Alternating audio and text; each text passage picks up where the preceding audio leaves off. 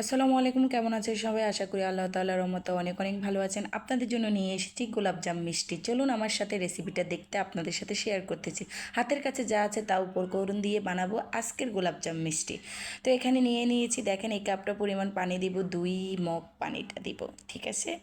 আপনারা এইভাবে 2 মগ পানি দিয়ে দিবেন শিরা তৈরি করার জন্য। গোলাপজাম মিষ্টি তৈরি করতে অবশ্যই তো শিরা লাগবে, মিষ্টি মানেই শিরা লাগবে, শিরাটা নিয়ে তো তৈরি করতে হবে মিষ্টি। তো একটু মজা করলাম।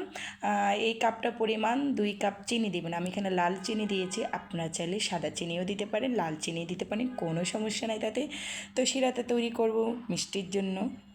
আপনারা সবাই কেমন আছেন অবশ্যই জানাবেন। দেশ ও দেশের বাইরে সবাইকে অন্তঃস্থল থেকে অনেক অনেক দোয়া ও ভালোবাসা। আমার জন্য দোয়া করবেন, আমি যেন আপনাদের অনুপ্রেরণা ভালোবাসায় এগিয়ে যেতে চাই। সো আমার পাশে থাকুন, আমাকে সাপোর্ট করুন। দেখেন ফুটে গেল কি শিরা। এটাকে 5 মিনিট জাল করব, তারপর চুলাটা বন্ধ করব, ঢাকনাটা দিয়ে দেবো। চুলাটা বন্ধ, ঢাকনাটা দিয়ে দিলাম। চলুন তৈরি করি গোলাপজাম মিষ্টি। এখানে নিয়েছি 1 কাপ আটা, এখানে আমি নিয়েছি একটুখানি সুজি, আর এখানে নিয়েছি 1 কাপ গুঁড়ো দুধ। তো আজকে এই উপকরণ দিয়ে এখানে নিয়েছি এলাচটা অবশ্যই গুঁড়ো করে দিবেন। আজকের এই উপকরণ, হাতের কাছে যে উপকরণ আছে তা দিয়ে গোলাপজাম মিষ্টি বানিয়ে খাওয়া যায়। অবশ্যই আমার খেতে ইচ্ছে করেছে, তাই আমার হাতের কাছে আমার বাসায় যা ছিল তা দিয়ে আমি আজকে তৈরি করতেছি গোলাপজাম মিষ্টি। স্পেশাল কোনো কিছু লাগবে না, আপনারা এইভাবে হুট করে খেয়ে ফেলতে পারেন। তো এখানে ঘি দিয়ে দিয়েছি, দেখেন আমি এখানে 1 চামচ থেকে একটু কম ঘি নিয়েছি। আর এলাচের বিচিগুলো অবশ্যই গুঁড়ো করে দিবেন, ভিতরে বিচিগুলো এলাচের। এভাবে সব উপকরণ ভালো করে হাতে মেখে নেব, শুকনো উপকরণগুলো হাতে ভালো করে মেখে নেবেন, ভালো করে যেন একটার সাথে একটা মিশে যায়। ভালো করে মাখবেন, ডোটা তৈরি হতে ভালো হবে। তো আপনারা বাসায় যা আছে তা দিয়ে কিন্তু বানাতে পারেন। আমি এখানে নর্মাল তাপমাত্রার দুধ, লিকুইড দুধ দিয়ে নিয়েছি, আপনারা চাইলে এখানে পানি নিতে পারেন, কোনো সমস্যা নেই। পানি দিলে সব এবার মুট করবেন আর ভেঙে যাবে, মনে করবেন মাখামাখি হয়ে গেছে। এখন একটু করে দুধ দেবো আর মাখবো, দেখেন লিকুইড দুধটা একটু করে দেব আর মাখবো। আপনারা এইভাবে করে দিবেন, একসাথে পানি কিংবা দুধ দিয়ে দিবেন না, তাতে ডোটা নরম হয়ে যেতে পারে, ঠিক আছে? একটু সাবধানতা অবলম্বন করুন, এটা যেন নরমও না হয় শক্ত না হয়, এমনভাবে ডোটা তৈরি করতে হবে। ততক্ষণে আমার পাশে থাকুন, আমার সাথে থাকুন। দেখেন আমার ডোটা আস্তে আস্তে তৈরি হয়ে গেছে, দেখেন কীরকম হয়েছে। দেখেছেন, আটা দিয়ে তৈরি করা যায় গোলাপজাম মিষ্টি। হাতের কাছে যা উপকরণ আছে তা দিয়ে খেতে পারেন গোলাপজাম মিষ্টি তৈরি করে। আপনার খেতে ইচ্ছে করলে আপনি বাসায় তৈরি করতে পারেন, নর্মালভাবে কোনো কিছু লাগতেছে না। তো এভাবে আমার যখন মন চায় আমি হাতের কাছে যা থাকে তা দিয়ে তৈরি করে ফেলি। একটুখানি ঘি লাগিয়ে নেব। এখন আমি মিষ্টিটাকে তৈরি করব। গোলাপজাম মিষ্টিটা তৈরি করার জন্য হাতে একটু ঘি মেখে নিলাম। আপনারা চাইলে এখানে তেল মেখে নিতে পারেন, কোনো সমস্যা নেই।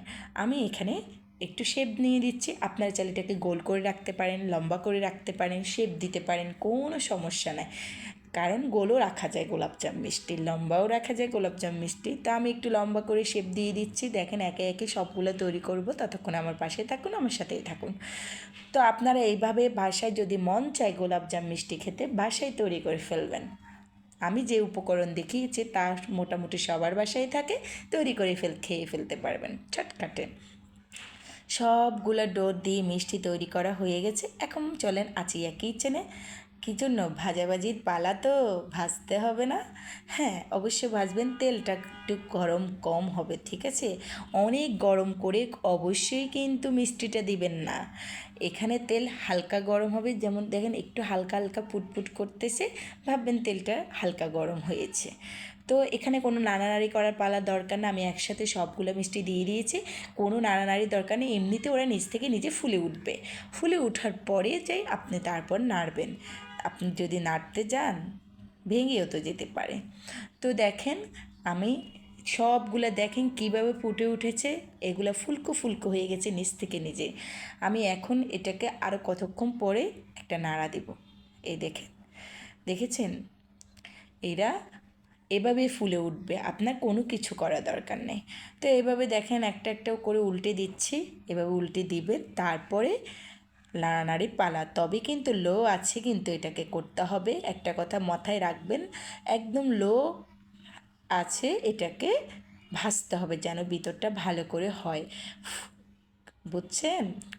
কিন্তু হাই হিটে দিয়ে কখনোই এটা ভাজা যাবে না, তাহলে ভিতরে ভালো করে হবে না। তাই চুলার আঁচটা একটু লোতে রাখবেন। চুলার আঁচ কখনো হিটে দেওয়া যাবে না, মাথায় রাখবেন। বোঝাতে পেরেছি আপনাদেরকে?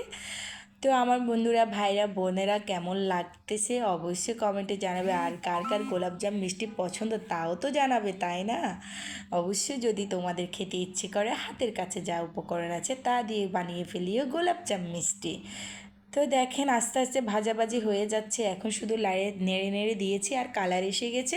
এখন এটাকে তুলে ফেলবো, একটা একটা করে আমি তুলে ফেলতেছি। তারপরে এটাকে শিরার মধ্যে দিয়ে দেব। ততক্ষণে আমার সাথে থাকুন। দেখেন ভাজা হয়ে গেছে, এটাকে এখন আমি শিরার মধ্যে দিয়ে দেব। চলুন শিরাটা আবার গরম করি, কারণ শিরাটা তো করে রেখেছি, ওটাকে আবার চুলা ধরাতে হবে, ফুটন্ত করতে হবে, তারপরে মিষ্টিগুলো দিয়ে দিতে হবে। তো এখানে দেখেন গোলাপজাম মিষ্টির শিরা আমি এখন চুলাটা ধরিয়ে দিলাম। তারপর ফুটিয়ে গেলে তারপরে আমি গোলাপজাম মিষ্টিগুলো শিরার মধ্যে দিয়ে দেবো। দেখেন ফুটে গেল, তারপরে আমি শিরাগুলোর মধ্যে দিয়ে দিচ্ছি মিষ্টিগুলো, একসাথে সব দিয়ে দিচ্ছি। তারপর এখানে 5 মিনিট জাল করব, করে আমি চুলোটা বন্ধ করে ঢাকনা দিয়ে রাখবো। এই ক্ষেত্রে আপনারা 3 ঘন্টা রাখতে পারেন, 6 ঘন্টা রাখতে পারেন। শিরার মধ্যে মিষ্টিগুলো যত রাখবেন বেশিক্ষণ, তত এটা রসালো ফুলকো ফুলকো নরম নরম হবে। দেখেন 3 ঘন্টা পর চলে এসেছি, কেমন হয়েছে দেখেন, রসের মধ্যে সব টুবু টুবু হয়ে নরম নরম পুলকো পুলকো হয়ে গেছে। সবাই ভালো থাকবেন, আমার জন্য দোয়া করবেন, অবশ্যই আমার চ্যানেলটি সাবস্ক্রাইব করবেন। আল্লাহ হাফেজ।